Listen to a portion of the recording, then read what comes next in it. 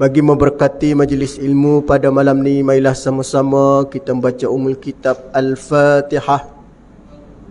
A'udzubillahi minasyaitonirrajim. Bismillahirrahmanirrahim. Alhamdulillahirabbil alamin. Iyyaka na'budu wa iyyaka nasta'in. Ihdinas siratal ladzina an'amta 'alaihim ghairil Alhamdulillahi Rabbil Alamin. Wal aqibatu lil muttaqin wala udwana illa 'alal zalimin. Wassalatu wassalamu ala Rasulillah wa ala alihi wa ashabihi ajma'in. Qala subhanaka la ilma lana illa ma 'allamtana innaka antas sami'un 'alim. Qala rabbi shrah li sadri wa yassir li amri wahlul 'uqdatam min lisani yafqahu qawli. Allahumma salli ala sayidina Muhammadinil fatihi lima ughliq wal khatimi lima sabaqa nasiril haqqi bil haqqi wal hadi ila siratikal mustaqim wa ala alihi haqqa qadrihi wa miqdarihil azim. Amma ba'd. Yang dikasihi tuan pengurusi seterusnya, tuan imam, sasah pimpinan, para jemaah muslimi dan muslimat yang dimulia diberkati oleh Allah Subhanahu wa taala sekalian. Pertama dan utama pada malam ni kita merafakkan setinggi-tinggi kehadrat Allah Subhanahu wa taala. Dengan izin dan inayahnya kita masih diberi kesempatan, peluang dan ruang sama-sama dapat mendirikan solat secara berjamaah. Mudah-mudahan apa yang kita laksanakan ini insya-Allah akan diberi oleh Allah Subhanahu wa taala sebaik-baik balasan. Mudah-mudahan kita istiqamah di dalam melaksanakan perintah Allah Subhanahu wa taala insya-Allah. Pada malam ni kita sambung yang seterusnya, hadis yang ke-27. Satu bab pada menyatakan la yasubbu walidayhi. Pada bab menyatakan jangan mencaci di kalangan kedua orang tua kamu. Apa yang disebut jangan mencaci, jangan menggunakan sebarang perkataan yang tidak baik. Jangan menyakiti mereka dengan perkara-perkara yang mana berbentuk cacian. Kerana kalimah cacian ini di antara kalimah yang benar-benar ataupun satu kalimah yang dibenci oleh Allah, maka dilarang kepada seseorang di kalangan manusia mencaci antara satu sama lain. Sehingga kan kalau kita tengok para jemaah sekalian, Rasulullah sallallahu alaihi wasallam apabila dilantik menjadi Nabi dan Rasul, Rasulullah mengajar penduduk musyrikin berada di Mekah, sama ada di Mekah ataupun di Madinah, menghentikan perbuatan caci maki. Dan Rasulullah sallallahu alaihi wasallam juga kalau kita tengok di dalam sejarah, Rasulullah tidak pernah membalas cacian dengan cacian. Walaupun kalau kita tengok berbagai-bagai caci maki yang diberikan oleh terhadap Nabi sallallahu alaihi wasallam, akan tetapi Nabi tidak membalas sedemikian. Bahkan Nabi bersabar dan menasihati kepada perkara yang baik. Ini di antara akhlak Rasulullah. Maka kita tengok dalam hadis ini bagaimana Rasulullah sallallahu alaihi wasallam bersabda daripada akhbarana Sufyan qala haddatsani Sa'd bin Ibrahim An Humaid bin Abdurrahman an Abdullah bin Umar radhiyallahu anhu qala qala an-nabiy sallallahu alaihi wasallam minal kabairi an yashtamila an yashtima ar-rajulu walidayhi faqalu kaifa yashtamu faqalu kaifa yashtimu qala yashtimu ar-rajulu fayashtumu abahu wa ummu. Daripada Abdullah bin Umar radhiyallahu an, Rasulullah sallallahu alaihi wasallam telah berkata, di antara dosa-dosa besar, di antara dosa-dosa besar daripada segala dosa ataupun salah satu dosa besar, minal kabair, daripada dosa besar, kata Nabi, ayyashtimar rajulu walidayhi. Di antara dosa besar, kata Nabi, apabila salah seorang daripada kamu mencaci maki. Dirujuk kepada ayyashtima, yakni caci maki seorang lelaki, walidayhi, kepada kedua orang tua ataupun pada mak ayah dia. Di antara dosa yang Nabi SAW sebut, dosa yang paling besar di antara seorang anak dengan ibu dia, ialah perbuatan yashtima. Apa makna dia? Caci maki. Maka perbuatan memaki hamun ataupun caci maki itu di antara perbuatan sebesar-besar dosa. Lalu para sahabat Nabi sallallahu alaihi wasallam bertanya, bagaimana dia cara caci maki itu ya Rasulullah? Kaifa yashtimu ya Rasulillah? Caci maki bentuk macam mana yang dimaksudkan dengan dosa besar tadi? Caci maki jenis macam mana yang dikatakan daripada al-kabair, dosa besar? Qala yashtimu ar-rajulu fayashtumu abahu wa ummu. Maka Nabi menjawab, cara memaki hamun dia akan seorang lelaki dengan ataupun seorang lelaki lalu maki hamun kembali kepada lelaki tersebut, kepada maki hamun dirujuk kepada kedua orang tuanya. Maki hamun macam mana para jemaah sekalian? Maki hamun yang disebut di dalam hadis ini ialah salah satu daripada cara yang disebut sebagai dosa bila mana perbuatan, kalau kita nak sebut maki hamun ni macam mana, yang suka mengeluarkan perkataan-perkataan berunsur, sama ada dengan keadaan dia melafazkan perkataan itu pada unsurnya tidak beri kebaikan, ataupun kata-kata yang keluar itu daripada kata-kata yang tidak baik. Seumpama contoh, kalau kita sebut perkataan itu bila mana didengar menyebabkan seseorang itu terasa dan menyebabkan dia dalam keadaan seolah-olah berada dalam keadaan direndahkan kedudukan. Bukan sekadar direndahkan kedudukan, bahkan juga dia juga yang disebut sebagai perkataan yang mana tidak selayaknya dikeluarkan oleh seorang di kalangan manusia. Kalau kita nak kata hari ni, kalimah yang keluar daripada mulut-mulut yang tidak bertanggungjawab, mulut-mulut yang suka memberi ataupun mengeluarkan perkataan yang mana dalam keadaan menyakiti orang. Begitu. Maka kalau kita tengok di sudut di sudut agama sendiri pun, perkataan yang menyakiti orang itu salah satu perkataan yang paling buruk. Apatah lagi diambil daripada kalimah-kalimah yang tak baik. Guna bahasa yang cukup-cukup jijik, sebut perkara-perkara yang mana tidak sepatutnya disebut oleh orang-orang beriman.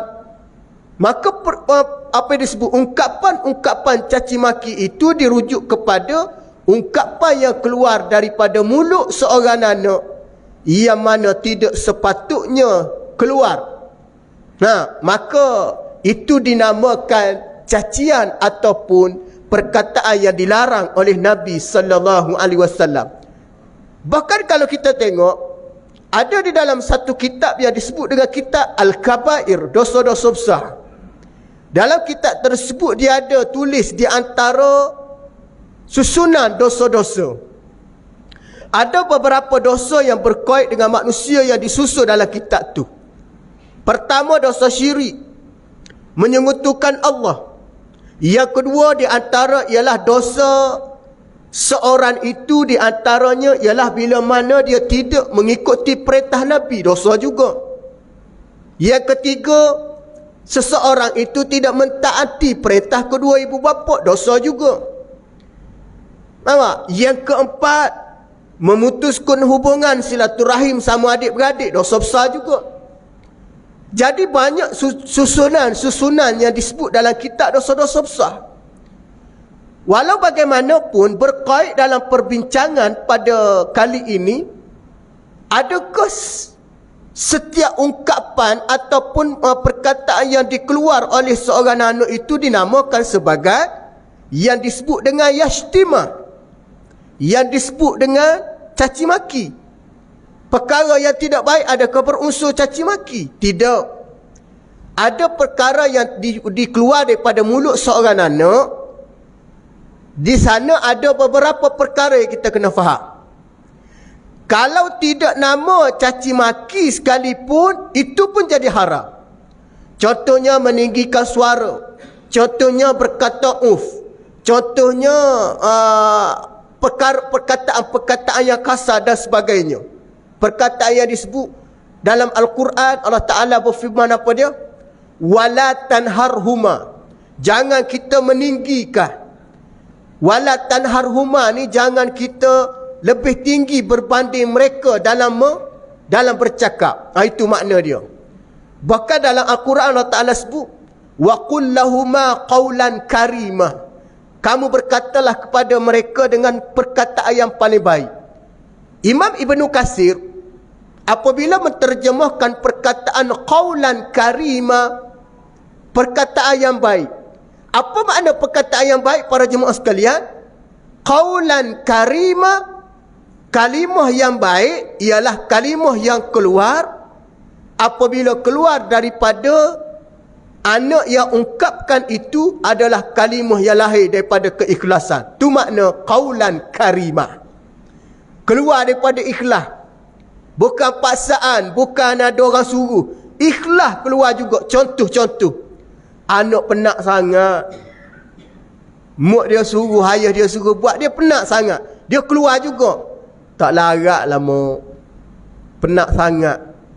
Lahir keluar daripada ungkapan tak ikhlas.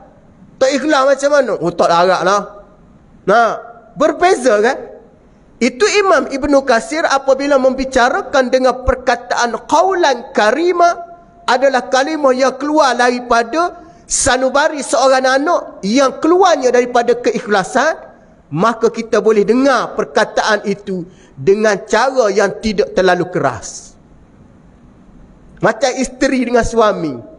Suami suruh buat, isteri ni penat. Apa isteri cakap? Tak larat lah bang, abang buat boleh tak? Lain kan?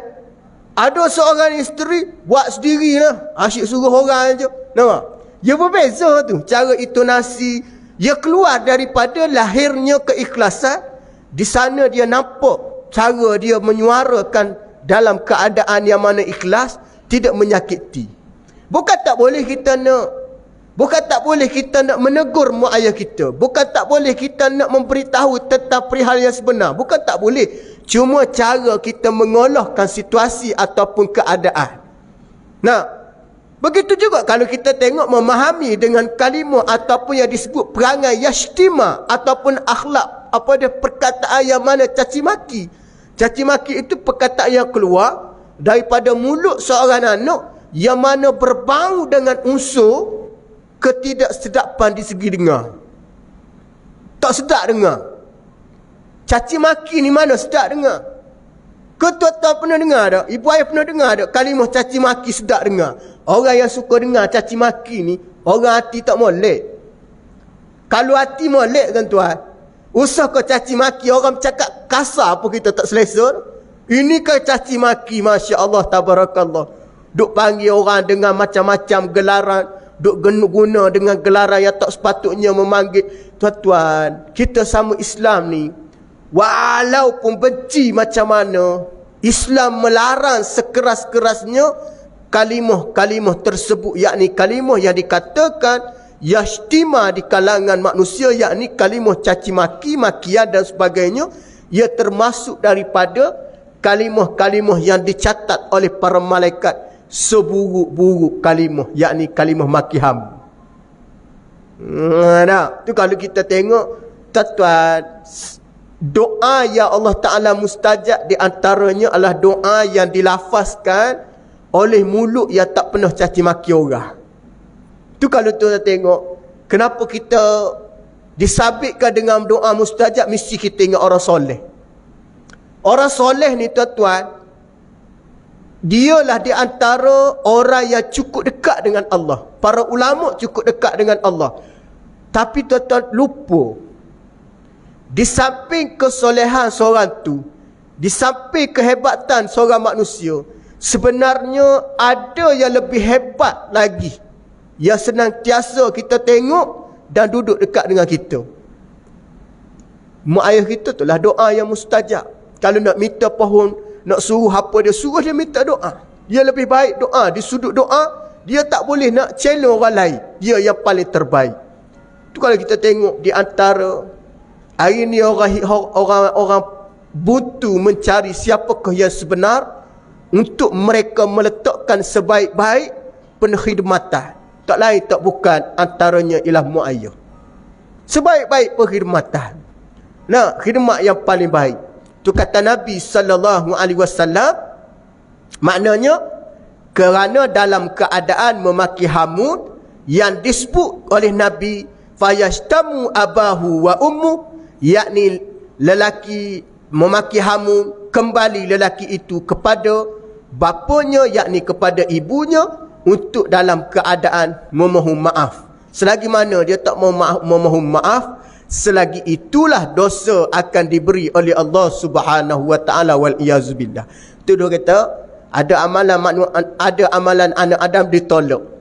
A'maluhu mardudah la tuqbalu. Amalan ditolak, tidak diterima. Salah satunya amalan yang ditolak, tidak terima, amalan orang-orang yang deraka pada Allah. Deraka pada Allah, dia beramal, ditolak, amalan tak diterima.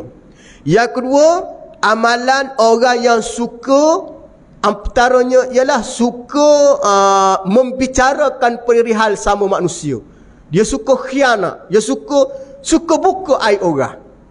Ini amalan ditolak oleh Allah. Suka sangat buka aib orang, cari silap orang dan sebagainya. Yang kedua. Yang ketiga, amalan anak yang suka maki hamu. Yang ni tak diterima oleh Allah. Buat macam mana banyak sekalipun, a'maluhu mardudah, ditolak la tuqbalu, tidak diterima, wal iyazubillah. Nah, kalau kita kata tak diterima, tak ada guna beramal. Nah, kalau tidak ada guna beramal, seolah-olah amalnya penak sahaja. Kita kena hati-hati dalam ungkapan kita, dalam setiap perbuatan, dalam setiap perkataan, mesti dijaga. Pertama kata Nabi, biar ada unsur falyakun khaira, berkata baik. Katalah benda baik. Sebaik-baik perkataan ialah diam. Diam tu lebih baik. Nah, sebaik-baik diam. Tak boleh nak ungkap ada benda baik, diam. Biarlah orang kata kita bisu, tak apa. Lebih baik daripada orang kata kita mengada-ngada pula. Nah, lebih baik macam tu. Kerana Islam ni, dia menganjurkan seseorang tu lebih baik mendiamkan diri daripada suka bersuara. Pertama kita duduk di akhir zaman ni kan. Pertama kita duduk di akhir zaman, zaman fitnah, zaman yang perlu mendiamkan diri. Nah, sahabat Nabi ada 4 orang yang cukup baik. Khalifah 4 orang kan. Abu Bakar, Umar, Uthman, Ali.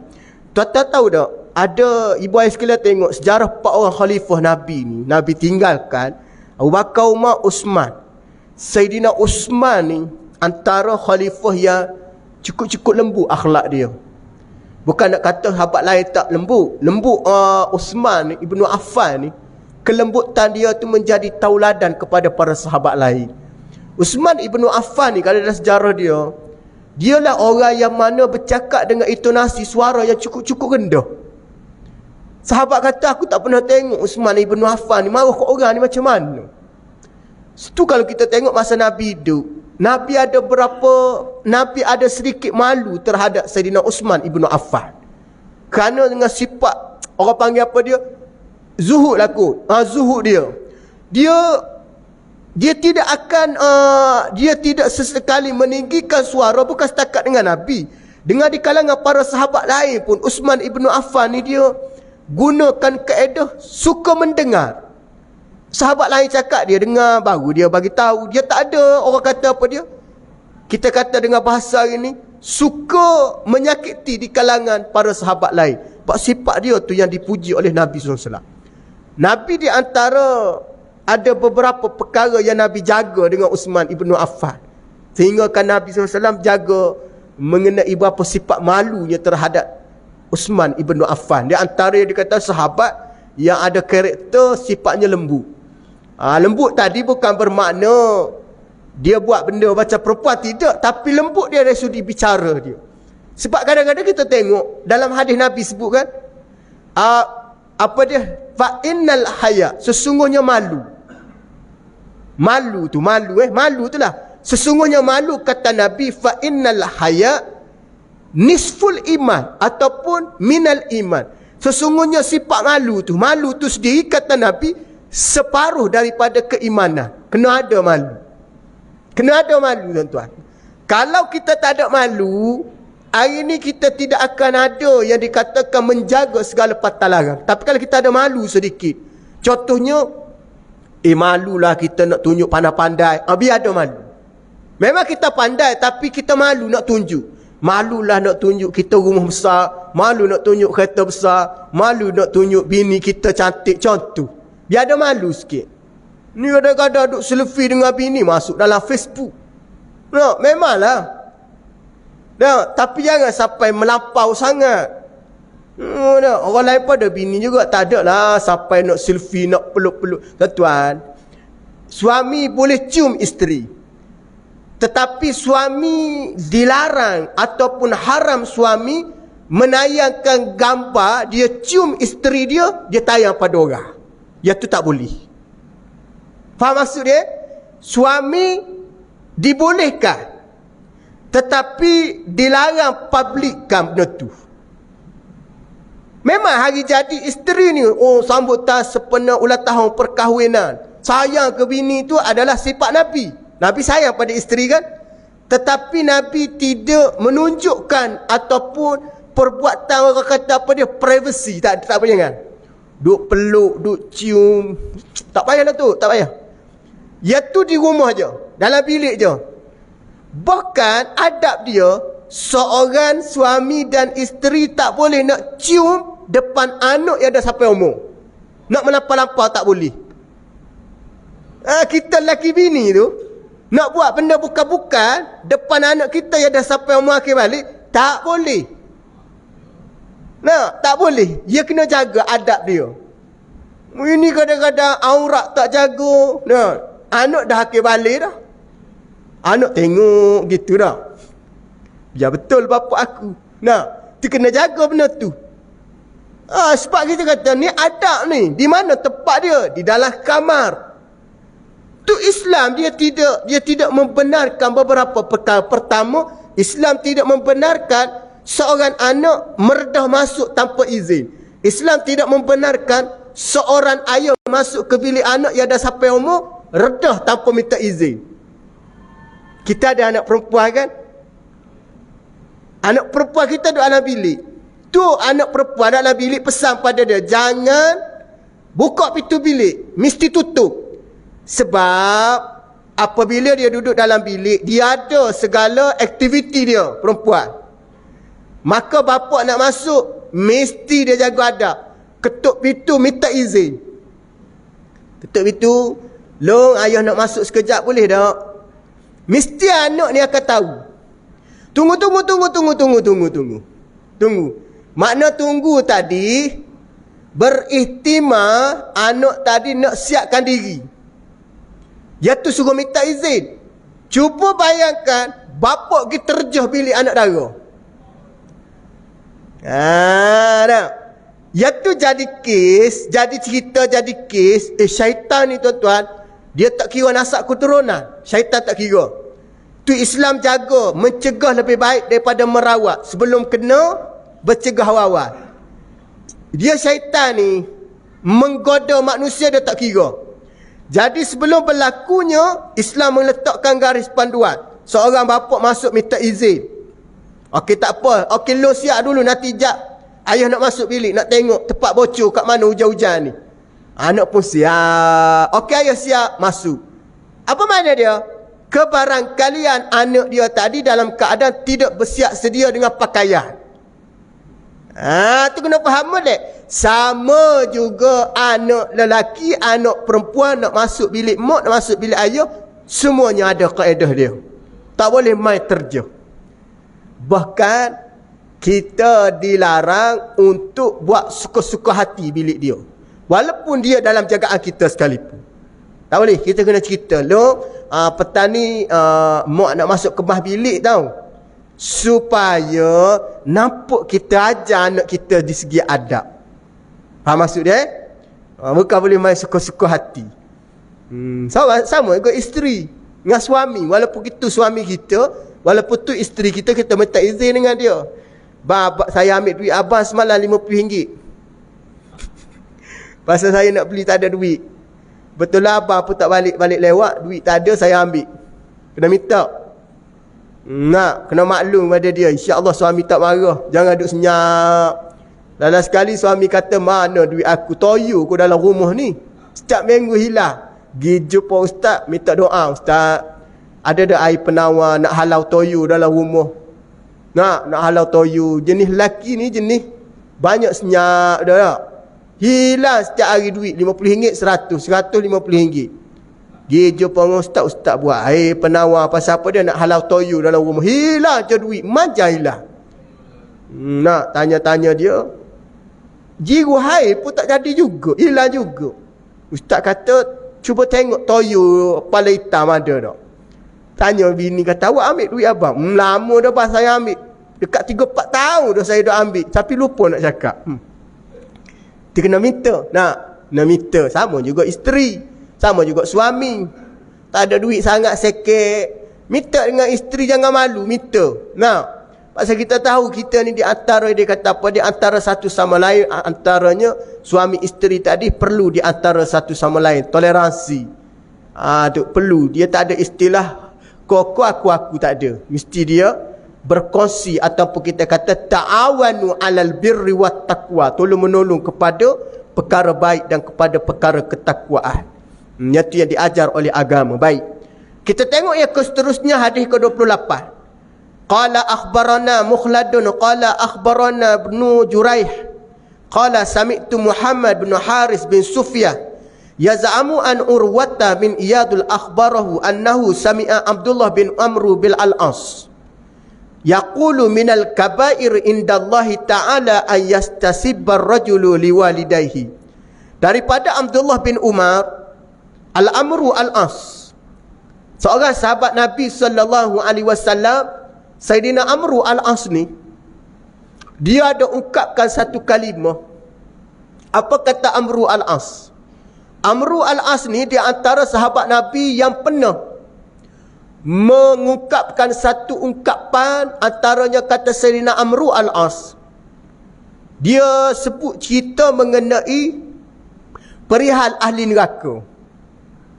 Kata Amru al-As, sekiranya manusia ni satu ketika dapat tahu kedahsyatan ahli neraka.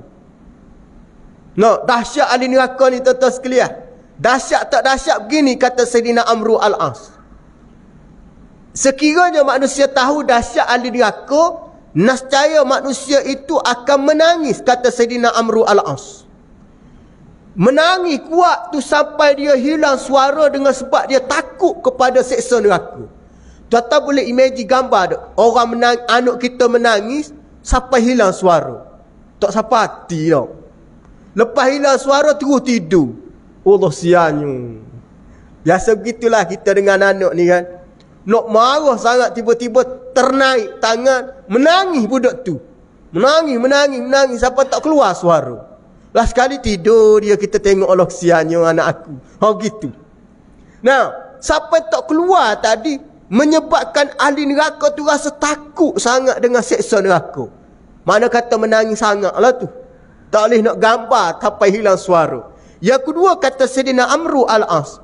Sekiranya manusia tahu kedahsyatan berteriak, menangis, meraung ni, manusia itu akan beramal, kata Sayyidina Amru al-As. Maka beramal macam mana tuan-tuan? Maka beramal manusia tadi hilang kepenatan. Dia beramal tu sampai hilang penat. Faham maksud dia apa dia? Beramal sampai tak ada istilah penat. Seperti mana orang bekerja yang tahu nilai duit tadi, sampai hilang penat. Kita tengok kat dia, kita penat pula. Tuan tak penat ke? Balik kerja pukul 5. Lepas tu bawa pula Grab car. Tak cukup Grab car, bawa pula Panda Food. No. Lepas semayang maghrib tu, pergi pula ambil order barang. Lepas ambil order barang, lepas isyak, tunggu pula dekat KLIA. Orang nak tunggu penumpang naik. Tak penat ke tuan-tuan? Kita pernah tanya, tak penat ke? Tak penat ustaz, pasal dapat duit. Nampak? Maknanya hilang penat. Kita balik pukul 5 dengan jam nak mari kuliah, jam tu pun penat. No, kita rasa penat. Pasal apa dia? Mungkinlah, bukan nak kata kita tidak menjiwai sangat dunia. Mungkinlah bagi kita tak ada kesabaran pada saat tu. Silap-silap hari bulan jam, setengah jam patah balik, tak pergi kuliah. Nah, musim-musim hujan ni tak pergi. Tapi ada di kalangan orang jam ke hujan ke apa dia, tapi dia tetap teruskan. Makna tak ada istilah penat. Maka waktu tu kata Sayyidina Amru al-As, kalau manusia tu beribadah tanpa ataupun hilang penat dia tu tak ada dah. Maka pada waktu saat tu dia akan beribadah sampai pecah tulang sulbi. Kerana dia takut. Pasal dia kata lebih baik pecah tulang sulbi atas dunia berbanding dia kena seksa di hari akhirat. Ni seksa betul ni tuan-tuan.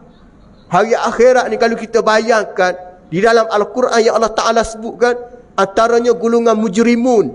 Apa makna mujrimun? Dalam surah As-Sajadah kan, Allah Ta'ala sebut, walau tara izin mujrimun. Jikalau kamu dapat melihat di suatu hari nanti golongan melakukan kerosakan. Di hari kiamat golongan mujrimun ni tuan-tuan, sifat dia nanakisuru usihim. Dia merendahkan kepala di hadapan Allah. Yakni para ulama kata dia malu di hadapan Allah. Seperti mana seorang yang dikenakan hukuman dunia, malu dia keluar daripada bilik ataupun keluar daripada khamar perbicaraan, disahkan kena penjara contohnya, ataupun disabit kesalahan contohnya, keluar daripada tu dia sanggup tudung kepala dia walaupun menggunakan baldi tandas sekalipun. Sungguh tak kain, tudung dengan baldi, tutup muka. Pasal malu tuan-tuan. Malu pasal muka dia orang tengok. Sabit kesalahan, merogol 10 tahun penjara. Contoh. Sabit kesalahan, rasuah, malu tuan-tuan. Maka disabit kesalahan, tutup muka. Nah, mana nak cerita malu di situ di hadapan Allah, dia merendahkan kepala. Rendahkan kepala. Ini golongan melakukan kerosakan. Tuan-tuan rujuklah dalam surah As-Sajadah. Sehingga dia sebut di hadapan Allah, apa ungkapan mereka? Inna muqinun. Mulai daripada saat ini kami telah yakin. Itu je ungkapan yang terakhir orang yang mana di hadapan Allah. Yakin di waktu tu tuan-tuan tak ada guna dah. Kalau nak yakin, yakin dunia. Dah. Baik. Sayyidina Amru al-As radhiyallahu anhu berkata, di antara dosa-dosa besar di sisi Azza wa Jalla, di sisi Allah Subhanahu wa Ta'ala, bahawa seorang lelaki yang mana menyebabkan orang lain mencaci kepada kedua ibu bapanya. Apa makna dia? Dengan sebab seorang anak menyebabkan orang jadi marah sehingga orang sebut. Perbuatan itu dilarang oleh Nabi. Tu kita nak marah macam mana? Jangan cacilah mak ayah orang. Tu kita kata, kau marah pada aku tak apa. kau jangan pantang kita sebut nama mak ayah kita. Ada orang tuan-tuan, orang-orang dulu zaman jahiliah ni, dia suka ungkit tau. Ini keturunan dia, ini manusia macam. Jadi dia salahkan orang tua. Sebenarnya itu bukan ajaran agama. Bahkan Islam melarang keras perbuatan tersebut. Tu kita, walaupun nak marah macam mana ke seorang manusia ni, jangan kita caci maki mak ayah dia. Macam bahasa orang kata apa dia? Ini rosak ni daripada telur lagi rosak ni. Begitu. Nak kata keturunan dia ni tak betul. Budak ni apa perangai macam ni? Ni mak ayah dia ni perangai macam ni juga ke? Jangan. Tu kalau kita tengok kesilapan seorang budak ni, kesilapan seorang anak, bukan salah mak ayah dia. Bukan salah cara dia. Dia budak ni sendiri.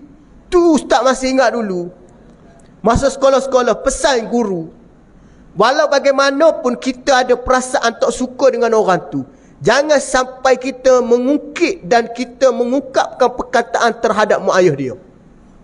Kerana tak tahu tak, perbuatan kita tadi adalah perbuatan daripada dosa besar. Dosa dia besar. Sehingga dosa besar tersebut tidak diampunkan, melainkan kita kena minta maaf dengan mak ayah dia. Faham maksud dia? Lagu tu. Maka apabila bahawa seorang lelaki yang menyebabkan orang lain mencaci kedua ibu bapanya, yakni kerana dia suka mencaci terlebih dahulu, dia yang memulakan. Sifat manusia ni tak boleh, mesti nak balas. Yang ni Islam tidak mengajar. Tu apabila orang kata pada kita, jangan kita kata balik pada dia, tuan, fasabrun jamil, sabar itu indah. Sabar. Dia nak kata apa dia pun kita kata sabar. Sabar. Sabar. Sampai satu masa kita kata sabar. Kalau dia tak dengar lagi teruk benar. Sabar tuan, sabar. Kau bolehlah cakap sabar, aku yang menanggung ni. Sabar. Apa kata Nabi? Fasabrun jamil. Tu orang marah ni tuan-tuan, la taghdab. Pertama suruh dia pergi ambil wudu. Nabi suruh kata paling mudah duduk. Duduk pun tak boleh juga, orang yang ni panas barang ni tak boleh duduk pun panas juga. Suruh dia pergi berwudu. Lepas dia pergi berwudu, tengok dia, kalau dia panas lagi, suruh dia sembahyang 2 rakaat. Sama juga suami. Kalau isteri duduk tengah bebel kuat-kuat, ambil wudu pergi sembahyang. Kofu isteri tak bebel dah. Takkan dia nak sembang lagi, dia nak mahu lagi, kita nak solat. Lepas tu doa lah, lepas sembahyang tu, ya Allah, berilah kelembutan ya Allah, biar ada sifat lemah lembut. Doa, maknanya ambil wudu. Yang kedua kata Nabi, marah sangat, cara macam mana tak boleh nak ambil wudu. Lepas ambil wudu pun marah lagi. Lakukan solat 2 rakaat. Marah lagi, baca Al-Quran. Baca Al-Quran ni tuan-tuan, insya-Allah lah. Itulah satu, kalau baca Quran tak reda lagi, baik mati lagu pada nak marah. Mana dah ceritanya baca Quran pun marah lagi. Jarang orang baca Quran marah. Tahu tak? Iblis, sifat marah ni sifat iblis. Iblis ni kalau baca Quran, dia jadi mati dah hancur lebu. Iblis punya sifat dia ni boleh hancur dengan mendengarkan baca Quran. Jadi kalaulah baca Quran tu marah lagi, maknanya bukan iblis lah tu, memang perangai dia macam tu. Kalau masuk iblis macam mana dengan kalam ayat-ayat Al-Quran, dia boleh jadi lembut dan dia boleh jadi mendengar apa yang diungkapkan. Ni sifat orang beriman. Tu yang Nabi sebut apa dia? Ayastasibar rajulu liwalidayhi. Pasal apa berlaku caci maki terhadap orang lain? Pasal seorang yang memulakan dulu. Tu kita dilarang memulakan ataupun membakar api kemarahan. Jangan. Jadi dia kata apa dia? Walaupun kita marah macam mana, walaupun kita benci macam mana, pastikan kita tidak membuka ataupun memulakan caci maki terhadap mak ayah orang ataupun terhadap orang lain. Kerana perbuatan tersebut dilaknat oleh Allah Subhanahu wa taala. Itu caci maki dengan orang tua. Bahkan Islam larang caci maki terhadap manusia, bukan orang tua saja. Tak boleh. Sama lah kita nak marah macam mana pada orang. Orang buat silap macam mana, orang tak bagi laluan kita, kita nak lalu, jangan maki hamun dia. Cakap elok-elok pada dia. Tuan, saya nak lalu ni. Jangan kata Tak ada mata apa ni. Allah Ta'ala bagi mata tak nak tengok. Tadi tengoklah betul-betul. Menyusuh kawan tak habis-habis. Jangan cakap macam tu. Mungkin dia tak nampak. Mungkin dia tak sedar. Mungkin dia ni dalam keadaan ada gangguan mata dan sebagainya. Cuba kita cakap elok-elok menyebabkan kita sendiri ada prasangka baik terhadap mereka. Boleh Ini yang disebut oleh Nabi sallallahu alaihi wasallam, kerana jangan memulakan caci maki di kalangan manusia suatu hari nanti dan menyebabkan kesannya orang akan caci maki kamu. Tu kalau kita tengok, Islam ni dia tak mengajar kita memulakan pergaduhan. Islam mengajar kita untuk meleraikan pergaduhan. Islam tak mengajar kita memulakan kemarahan. Islam mengajar kita untuk redakan kemarahan. Ini cara Islam ajarlah tu. Tapi kalau kita dalam keadaan memulakan kemarahan, kitalah punca jadi bergaduh, maka kita akan menanggung segala dosa-dosa menyebabkan orang bergaduh. Itu kita kena jaga molek-molek. Nah, itu di antara yang diajar oleh Nabi sallallahu alaihi wasallam. Isyak dah kau? Azan isyak. Okey, boleh kau bagi laluan isyak, dan insya-Allah kita akan buat penutup insya-Allah.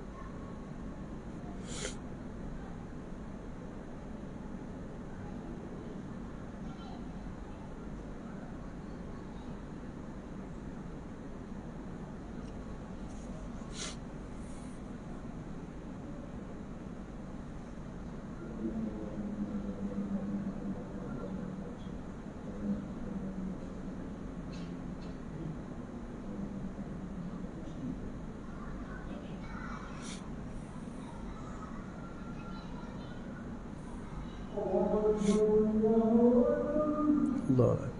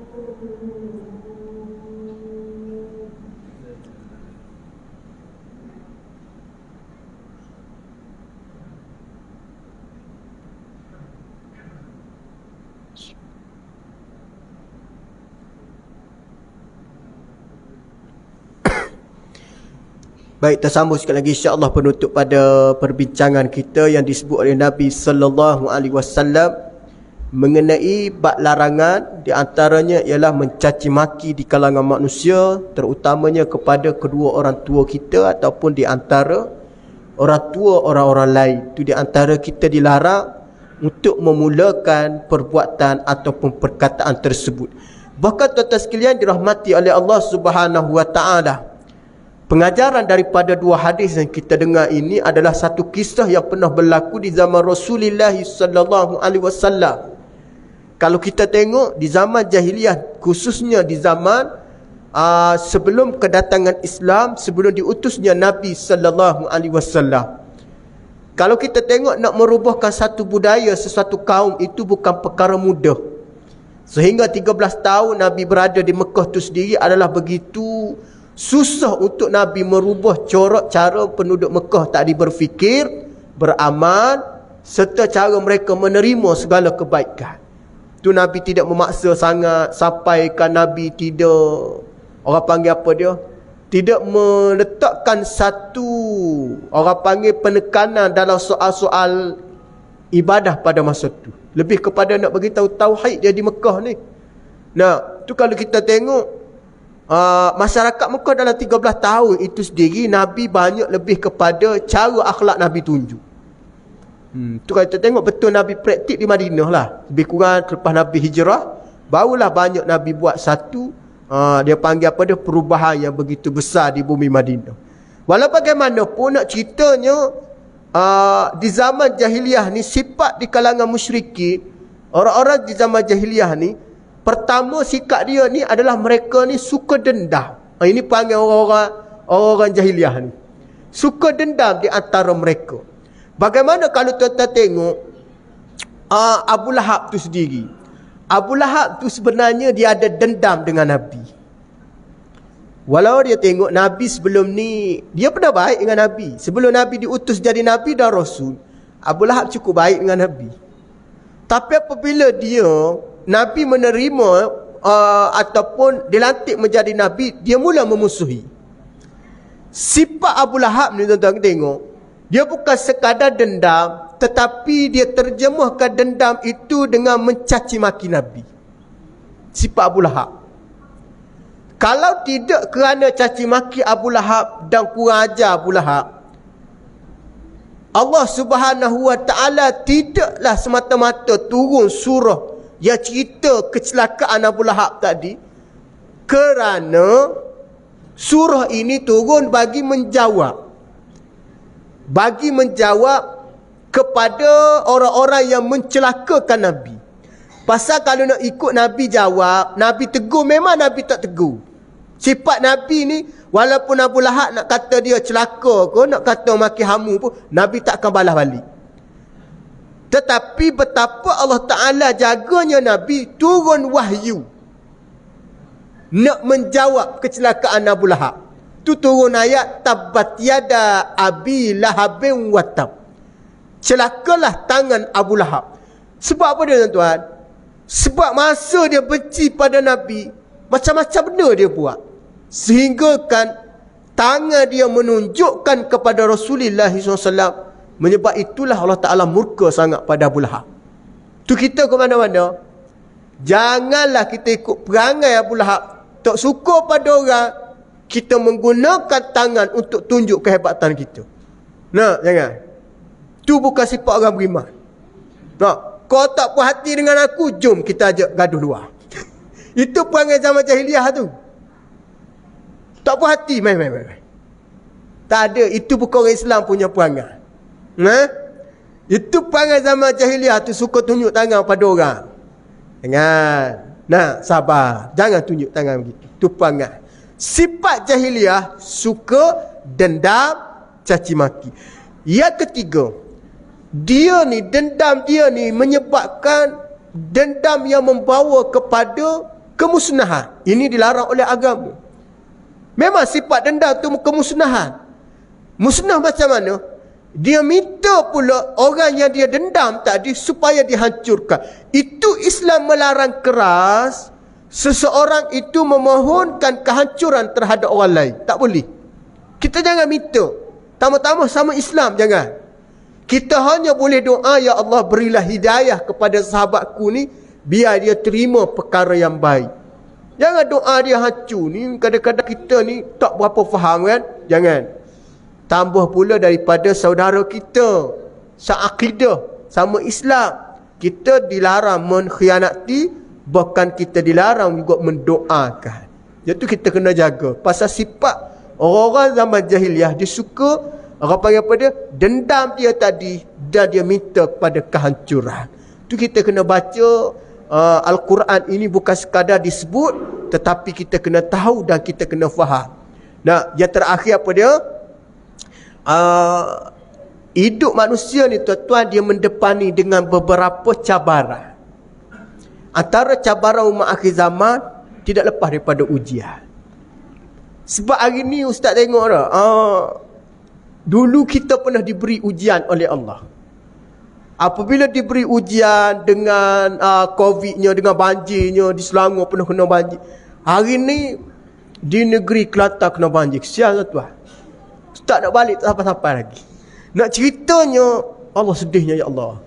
Mati kena dalam banjir, kena renjata, tenggelam, timbul ni.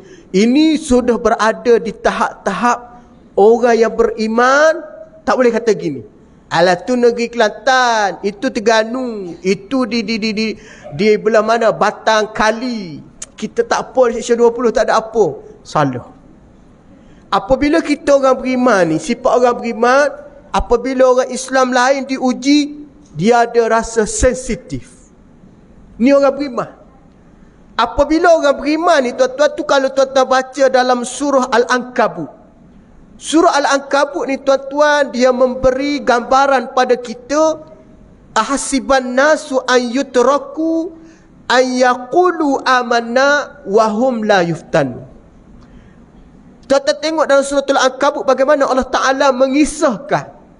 Janganlah kita ni, apakah manusia ni menyangka, ahasiban nasu an yutraku amanna, aku beriman dah. Beriman dah aku boleh semayang maghrib jemaah, boleh semayang isyak lepas maghrib dengar kuliah, lepas dengar kuliah semayang isyak, lepas semayang isyak surah jamu makan lagi. Oh gitu. Makan lagi, balik rumah makan lagi, sebelum tidur makan lagi, bangun tidur lepas semayang subuh makan lagi. Kita kata hari ni jangan kita kira aku cukup-cukup beriman dah. Boleh semayang, boleh puasa. Jangan lagi. Sedangkan di antara kita ni tidak pernah diuji. Tak pernah diuji. Tapi hari ni apabila orang Islam diuji, kita mesti rasa kita juga teruji sebenarnya. Betul. Apa yang mereka harap, selain daripada doa, bantuan, mereka harap juga kita ni di antara penguat semangat. Ustaz minta sangat-sangat, hentikanlah untuk kita melemparkan tomahan ataupun sebarang komentar menyakiti kawan-kawan kita yang sedang diuji hari ini. Usah-usahlah kita nak menyalahkan A, B, C, D. Ni punca tak buat kerja ni. Tak ada dah yang tu. Sebab ni bukan masa nak cari silap ni. Ini masa untuk kita ta'awanu alal birri wat taqwa. Untuk kita tolong menolong. Selagi mana kita masih mencari silap, nak buka marah pada orang tu, nak marah pada orang ni, sampai sudah kita tak akan mencapai satu yang disebut oleh Allah Subhanahu wa taala kedudukan kita yang paling mulia. Jadi kita kena hati-hati pasal kita duduk di zaman fitnah dan zaman akhir zaman. Maka apabila sahabat kita diuji, maka kita terasa juga ujian tersebut. Dengan cara macam mana? Kita bantu dia dengan doa, dengan rasa ada perasaan kita ni. Nah, kita pernah merasa tuan-tuan. Siapa dia yang merasa dia kena banjir tu, masya-Allah tabarakallah kan? Habis tuan-tuan. Tak boleh buat kerja apa tuan-tuan . Kita tengok masa dulu mari penuh orang duduk banjir tu apa rasa? Sedih tuan-tuan. Nah, alhamdulillah ada pertolongan bantuan. Tuan-tuan tak kira dah siapa-siapa masa tu. Nah, sehingga yang kita paling duka cita bila mana masih ada orang kata, tak apa aku duduk kawasan bukit, tak kena pun. Contohnya duduk Bukit Subang. Kawan tu memang tak naik banjir pun. Tapi tuan-tuan tahu tak, Ustaz pernah tengok bumbung Bukit Suban tercabut pada masa tu. Tu Haji Razak, ingat tak? 5-6 tahun lepas. Hujan, angin, bumbung rumah tercabut. Tak kena banjir, cabut bumbung. Lagi sedih tuan-tuan. Duduk rumah tak ada bumbung, cabut, basuh habis. Nak cerita apa dia? Itu ibrah pengajaran. Selagi mana kita tak ambil peduli, selagi itulah kita tidak diberi oleh Allah sebaik-baik kedudukan. Hari ni ustaz minta sangat-sangat. Doalah tuan-tuan. Siap tuan-tuan. Siap sangat-sangat tuan-tuan. Orang tua yang tuan-tuan duk tengok dalam video tu, itulah gambaran. Nah, yang terakhir, kata Said Qutb rahimakumullah, siapa-siapa yang mana mendengar, melihat musibah yang berlaku tapi tak ada rasa apa-apa, dia sedang dalam keadaan hatinya dikuasai penyakit hubbud dunia. Tak rasa apa-apa. Yalah tu hak dia. Hati dia sedang bermasalah. Nah, hati dia sedang bermasalah tu tuan-tuan. Tak rasa apa-apa, bahkan dia tak pedulilah. Nak cerita apa dia? Sebab kepentingan nasab agama ini ialah mengambil peduli. Memang kita tak ada nasab keturunan. Dia bukan mak ayah kita. Dia bukan adik-adik kita. Bukan keturunan kita. Tetapi dia nasab agama. Jadi nasab agama ni kata Nabi, dia lebih utama di waktu saat kita perlu kepada mereka. Tu kalau kita tengok di zaman Nabi, jaga nasab agama sampai boleh berlaku peperangan melawan di antara mereka nak lawan agama. Nak apa dia? Nak jaga agama. Tapi kita hari ni duduk dalam keadaan harmoni, Allah Ta'ala uji. Nah, alhamdulillah, maknanya ada yang boleh bantu, ada yang sabar, ada yang mana reda dengan ketentuan. Tapi secara realitinya tu yang saya cakap. Orang yang pernah diuji oleh Allah ni, dia reda dengan ketentuan. Orang Kelantan ni bukan kita nak pujilah. Ustaz orang Kelantan tak tahu. Mereka tak pernah merungut sekali mana mereka diuji sekalipun. Kerap mereka diuji kan, tak pernah mengungut. Tak pernah. Mati pun mereka terima. Tenggelam mereka terima. Masya Allah tabarakallah. Nak cerita apa dia tuan-tuan? Ini kekuatan orang Islam akhir zaman. Tapi syarat, kita kena bantulah. Kena doalah. Nah, kita hari ni Allah Ta'ala bagi kesenangan orang. Apa dia, orang Selangor ni banyak sikit duit. Bantu. Tolong, derma, sumbangan. Nah, alhamdulillah kita tengok negara kita antara rakyatnya suka tolong menolong. Tengok tuan-tuan. Hikmah dia itulah. Tolong menolong supaya kita nak jiwa-jiwa kita ni segar dalam keadaan perkara yang baik. Nah, doalah insya-Allah tuan-tuan. Mudah-mudahan Allah Ta'ala beri keselamatan. Mudah-mudahan Allah Ta'ala jaga. Dan mereka ini juga dalam keadaan diberi oleh Allah sebaik-baik tempat insya-Allah. Wallahu a'lam. Apa yang baik datang daripada Allah, yang kurang kelemahan pada diri saya mohon kemaafan. Mudah-mudahan kita diampunkan oleh Allah Subhanahu wa taala. Auzubillahi minasyaitonirrajim. Bismillahirrahmanirrahim. Allahumma faqihhu fid din wa 'allimhu ta'wil. Allahumma ihdinas siratal mustaqim minan nabiyyin was-siddiqin wasyuhada'i was-salihin wa hasuna ulaika rafiqa ya arhamar rahimin. Wa sallallahu ala Muhammad walhamdulillahi rabbil alamin. Assalamualaikum warahmatullahi wabarakatuh.